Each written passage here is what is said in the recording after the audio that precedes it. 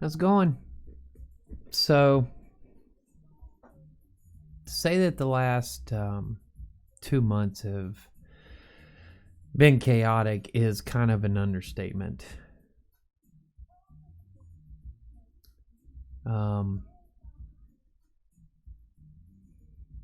My stepfather broke his hip, which led to an estrangement between my brothers and I.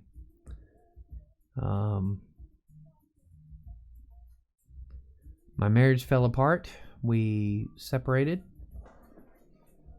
And then last week, my uncle succumbed to COVID. And at the time of this recording, we're about an hour away from his funeral service, which looks like I'm not going to be able to participate in, which is par for the course at this point. I wanted to do, I wanted the next BetaFiles to be about Elliot Rosewater, in that series that I was wanting to do about literary characters. But, of course, all this happened. So, I decided instead I wanted to talk about my uncle. He's a very unique man. 44 years ago, I was born into a rather unique family. The Barbour side of my family is quite interesting. There was, if you just go back 3 generations from me, there was a patriarch named Joe. Growing up, I always heard him referred to as Papa Joe. His name was Joseph Barbour. He was born and raised in and around Harrisburg, Pennsylvania, specifically New Cumberland. And he had, I think, 7 children.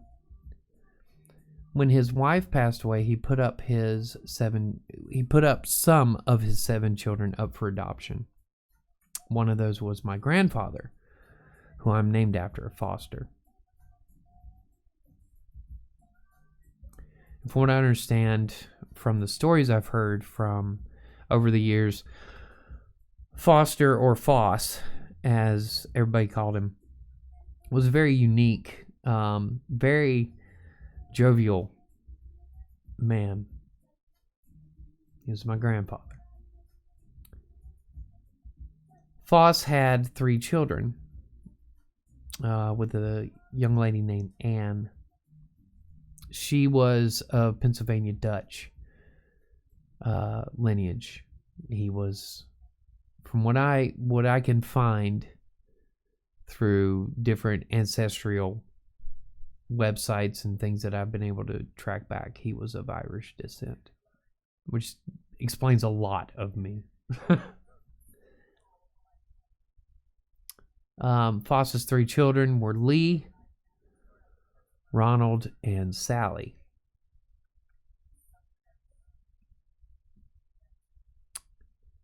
Ronald, or Ronnie, as most people called him, is my father.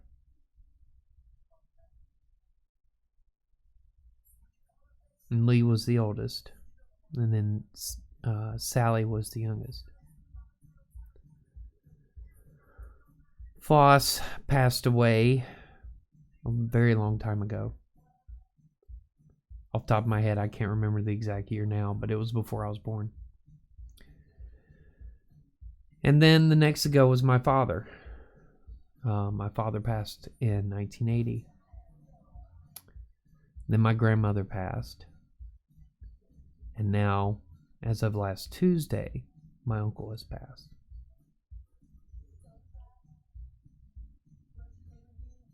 The only surviving member of the original 5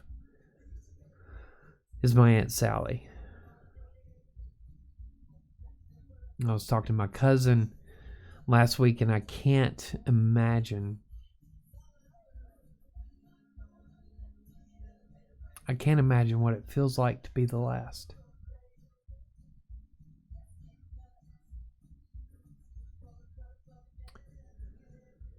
So who was my Uncle Lee?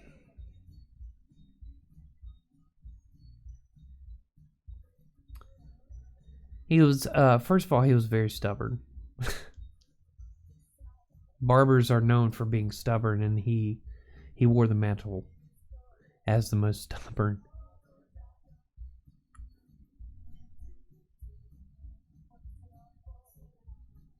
When I was younger, one of the things that I explain to people when I actually go into talking about my dad's family is I'm kind of the baby of that patriarchal original family, that original five.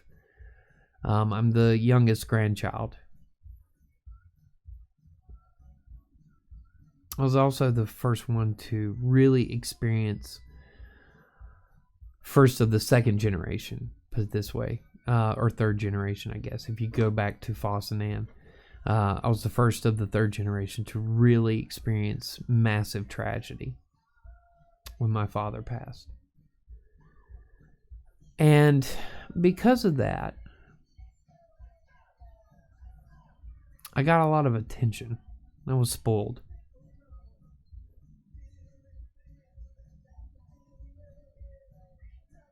My grandmother treated me as a golden child.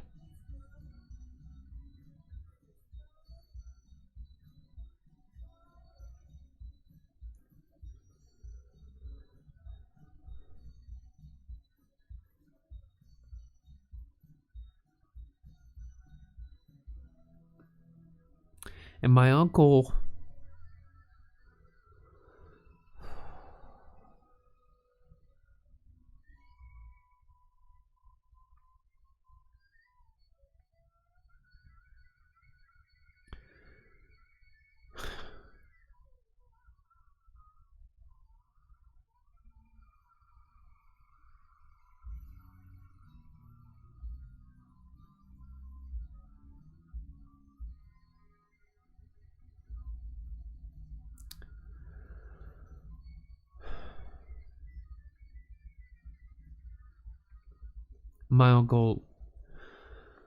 when my father died, my uncle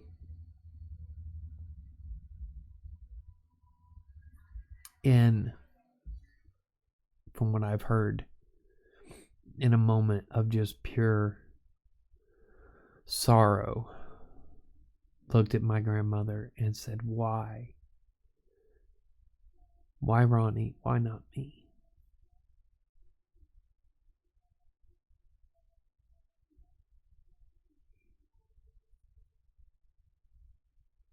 And so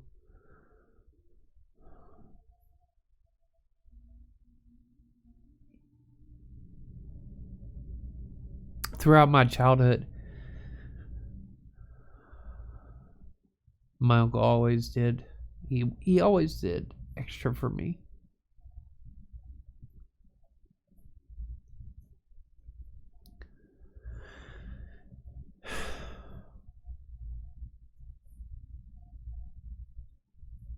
When I was 7 years old, I wanted a new radio. I had been dragging around this tape player that was my dad's. It was about this big. And you could record on it. You could play stuff back. It had a speaker and a tape deck, all in one. I've been dragging that thing around for years. And around the time I was about 7 years old, I kept hounding my mother for a radio. I wanted a radio, specifically a boom box, right? Because in the early 80s, that was the thing, get a boom box. And so my uncle made it happen. For Christmas, I got a little boom box that had detachable speaker. It was a shelf system, basically. but it had a handle on it, so I called it my boombox. But it had a tape deck and a radio, and I recorded so many songs off the radio with that thing. And it sat, the headboard I had growing up had shelves on it, and so it sat on the top shelf, so that, you know, there were nights where I would go to sleep listening to either WKZL or Kiss FM, just listening to music. And as I got older, 99.5 came along, and I started listening to that. But so he got me that. When I was 10, I was on the mission to get a Lionel train set. I wanted a Lionel train set because he took me on one of the visits. I used to go up during the summers and spend a few weeks with my grandmother and my uncle, because my Uncle Lee actually lived with my grandmother for a long time. And one of the summers I went up, he took me out to this place called Roadside America. And it's this just massive train set. That's basically all you can call it. It's just this huge train set. I mean, you walk in, it takes about, an hour to get through this thing. I mean, it's huge. It's all model trains. So I was hooked. I wanted to do model trains, and I've still got boxes of model train kits, sets that as I was growing up, I would do model train sets. And I wanted a Lionel train.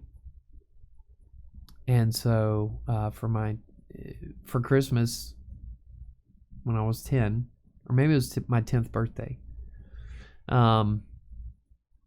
my Uncle Lee sent me the money to buy a Lionel train.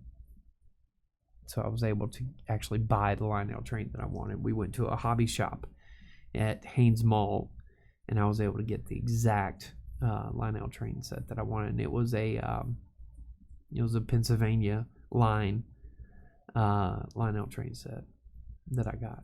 I've still got it.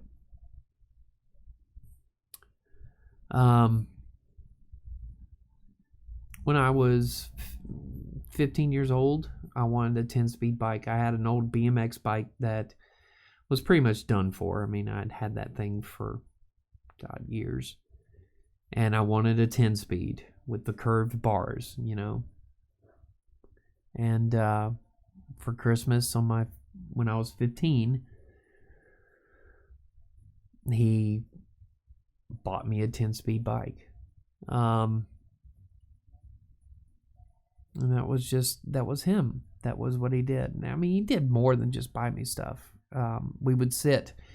I'm a massive Jeopardy nerd, so much so that in 2004, my first wife and I went to Atlanta for 3 days so I could try out for Jeopardy, and I missed it by like 2 questions. I missed.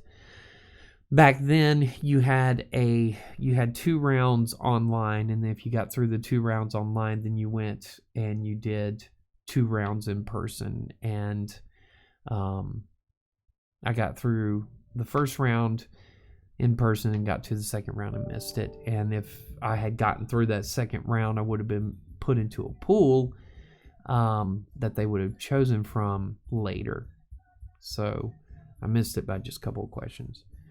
I tell you that because it was my Uncle Lee that got me into Jeopardy. I would go up, like I said, I would go up during the summers and spend time with him, and every night he would watch Jeopardy, and he and I would have competitions. We actually got into a little bit of a scuffle when I was 12, 13 years old over Jeopardy because I was able to answer a few more questions than he was, and I, being stupid and being a young teenager, I kind of rubbed it in his face, and he let me know that was not okay.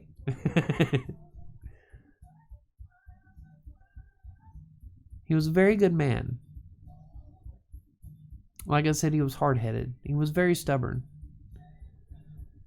He was the type of person that if he loved you, he would do anything for you. If he didn't like you, you didn't exist. He was that kind of person.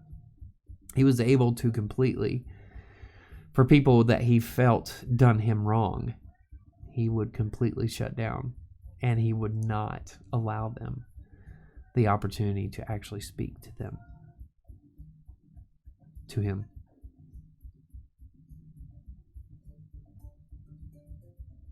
That was who he was. But he had a huge heart. He's an amazing man. He worked. My dad told my mother once, Lee works with his hands. I work with my brain. That is our difference. He was a physical worker. He was in manufacturing for a very long time. He actually retired from manufacturing.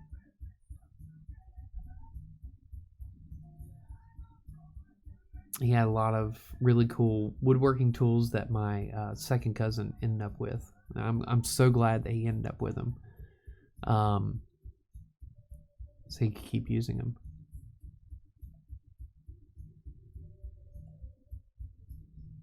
He was, and he collected trucks.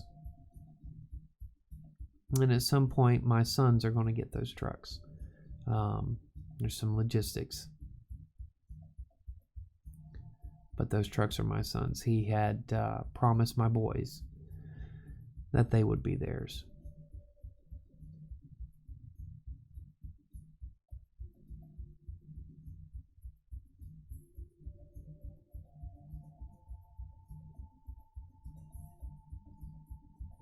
In my family, he was that looming figure in a good way. He was that human being that everybody respected. And he earned that respect. He fought hard for that respect. And he got it.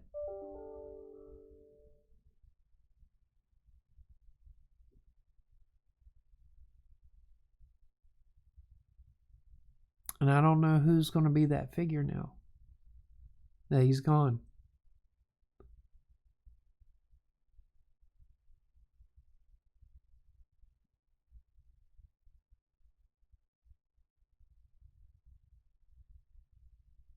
Back in March, when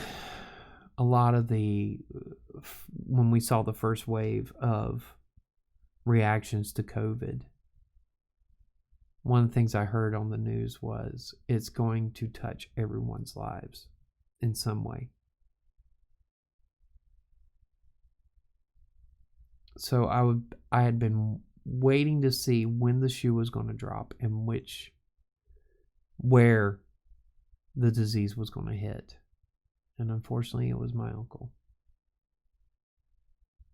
And this isn't some kind of PSA for COVID. You need to take this serious. But I think of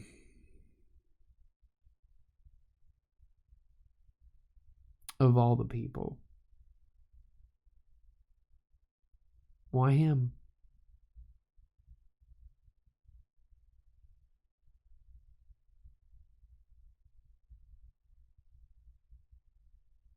He was in his mid-80s, and he was in a nursing home. So he was uber high risk. So it makes sense, I guess, if you're looking at the numbers.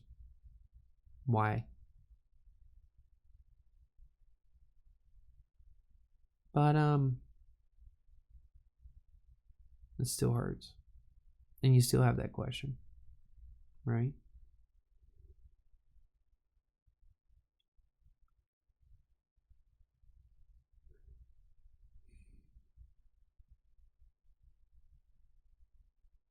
I will miss him. I haven't spoken to him, and one of the things, there's a lot of family drama that I won't talk about, but one of the things, like I said, is if he felt that he had been done wrong, he could put up that wall. And the past couple years, he'd pretty much put up the wall to everybody except for my Aunt Sally and our cousin George, he's my dad's cousin George, their cousin George. Other than that, he pretty much put up a wall around himself to keep the rest of us out. I still loved him. I'm still going to miss him. Because he was Uncle Lee.